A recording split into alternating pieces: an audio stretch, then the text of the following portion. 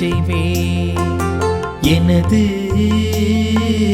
பேரன்பு என்றும் நிலைக்கச் செய்வேன். நான் தேர்ந்து கொண்டவனோடு உடன்படிக்கை செய்து கொண்டேன். என் ஊழியன் தாவீதுக்கு ஆணையிட்டு நான் கூறியது, உன் வழிமரபை என்றென்றும் நிலைக்கச் செய்வேன். உன் அரியணையை தலைமுறை தலைமுறையாக நிலைத்திருக்கச் செய்வேன். எனது பேரன்பு என்றும் நிலைக்கச் செய்வேன். எனது பேரன்பு என்றும் நிலைக்கச் செய்வேன். நீரே என் தந்தை, என் இறைவன், என் மீட்பின் பாறை என்று அவன் என்னை அழைப்பான். நான் அவனை என் தலைப்பேறு ஆக்குவேன். மண்ணகத்தின் மாபெரும் மன்னன் ஆக்குவேன். அவன் மீது கொண்ட பேரன்பு என்றும் நிலைக்குமாறு செய்வேன். அவனோடு நான் செய்து கொண்ட உடன்படிக்கையும் எப்பொழுதும் நிலைத்திருக்கும். அவனது வழிமரபை என்றென்றும் நிலை நிறுத்துவேன். அவனது அரியணையை வான்வெளி உள்ளவரை நிலைக்கச் செய்வேன். எனது பேரன்பு என்றும் நிலைக்கச் செய்வேன். எனது பேரன்பு என்றும் நிலைக்கச் செய்வேன். இயேசு கிறிஸ்துவில் பிரியமான மாதா தொலைக்காட்சி நண்பர்களே, தினமொரு திருப்பாடல் நிகழ்ச்சியின் வழியாக மீண்டும் உங்களை சந்திப்பதில் மகிழ்ச்சி அடைகின்றேன். இப்பொழுது நாம் பாடி ஜெபித்த திருப்பாடல் 89 மொத்தம் 52 வசனங்களை உள்ளடக்கிய ஒரு மிகப்பெரிய திருப்பாடலாக திருவிவிலியத்தில் நாம் காண்கின்றோம். இதற்கு திருவிவிலியத்தில் நாம் காண்கின்ற தலைப்பு நாடு இடருற்ற போது பாடியது என்று நாம் பார்க்கின்றோம்.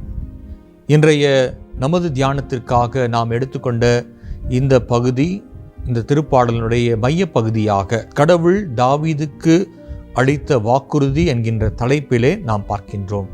இப்படி இந்த திருப்பாடல் கடவுள் தாவீதோடு செய்து கொண்ட அந்த உடன்படிக்கையின் அடிப்படையில் 2 சாமுவேல் அதிகாரம் 7 நாம் பார்ப்பது போல ஆண்டவர் தாவீதோடு செய்து கொண்ட அந்த உடன்படிக்கை இந்த திருப்பாடலுக்கு ஒரு அடித்தளமாக இருப்பதை நாம் பார்க்க முடிகின்றது. பிரியமானவர்களே, கடவுள் தாவீதை தனக்கென அரசராக தேர்ந்தெடுத்துக் கொள்கின்றார்.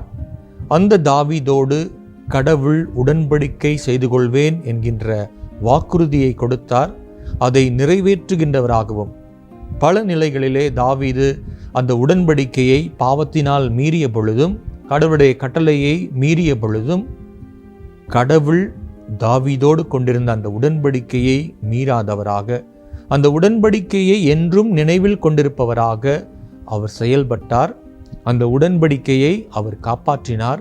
மீண்டும் அதை புதுப்பித்து தாவீதோடும் அவருடைய வழிமரபோடும் கடவுள் நல்லதொரு உறவை மேற்கொண்டார். அந்த உடன்படிக்கையை என்றும் நினைவில் கொண்டார் என்கின்ற நிலையை நாம் பார்க்கின்றோம். பல்லவியாக நாம் பாடி ஜெபித்தது, எனது பேரன்பு என்றும் நிலைக்கச் செய்வேன். கடவுள் தாவீது மீது கொண்ட அந்த பேரன்பு என்றும் நிலைத்திருந்ததை நாம் விவிலிய பக்கங்களில் பார்க்க முடிகின்றது.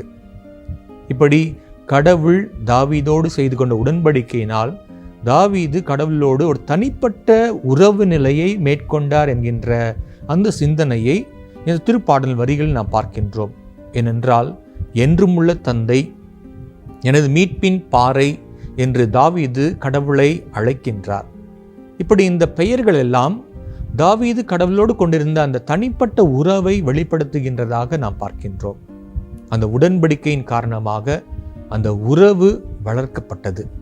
அதே போல கடவுள் தாவீதை பற்றி சொல்கின்ற பொழுது, அவனது வழிமரபு, நான் அவர் மீது கொண்ட பேரன்பு, அவருடைய அந்த அரியணை என்றும் நிலைத்திருக்கும் என்கின்ற அந்த வரிகளை நாம் பார்க்கின்றோம்.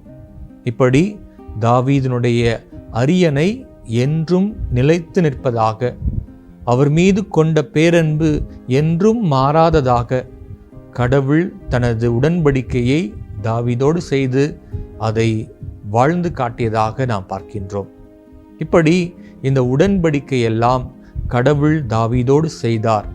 ஆனால் அடிமைகளாக இருந்த மக்கள் இந்த வாக்குறுதியெல்லாம் இப்பொழுது இருக்கின்ற எங்களுடைய அந்த நிலையிலே சற்று மாறுபட்டதாக இருக்கின்றது என்கின்ற அந்த புலம்பல் வரிகளையும் இந்த திருப்பாடலினுடைய தொடக்கத்திலும் இறுதியிலும் நாம் பார்க்கத்தான் முடிகின்றது.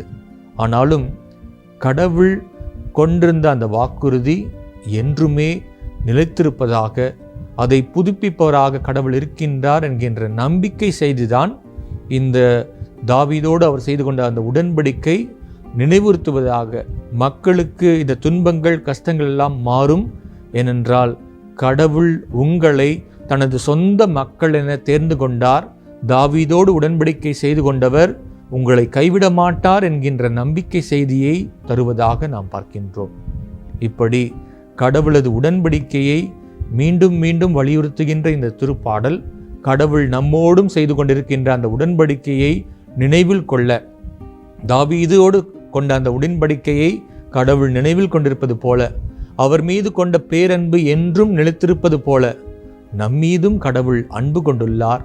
அவரது பேரன்பு என்றும் நம்முடைய வாழ்வில் நிலைத்திருக்கும். நம்முடைய வாழ்வில் வருகின்ற சிறு சிறு துன்பங்கள், சிறு சிறு வேதனைகள் அனைத்தின் மத்தியிலும் அவரது உடன்படிக்கையில் மக்களாக நாம் இருக்கின்றோம்.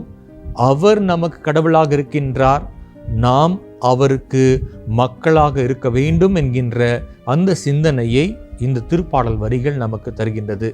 எனவே இந்த திருப்பாடல் வரிகளை இந்த நாள் முழுவதும் தியானித்து நாம் கடவுளோடு கொண்டிருக்கின்ற அந்த உடன்படிக்கை வாழ்வை இன்னும் புதுப்பித்தவர்களாக, அவரது அன்பில் இன்னும் ஆழமாக நிலைத்திருப்பவர்களாக வாழ இந்த நாளில் நாம் மன்றாடுவோமாக.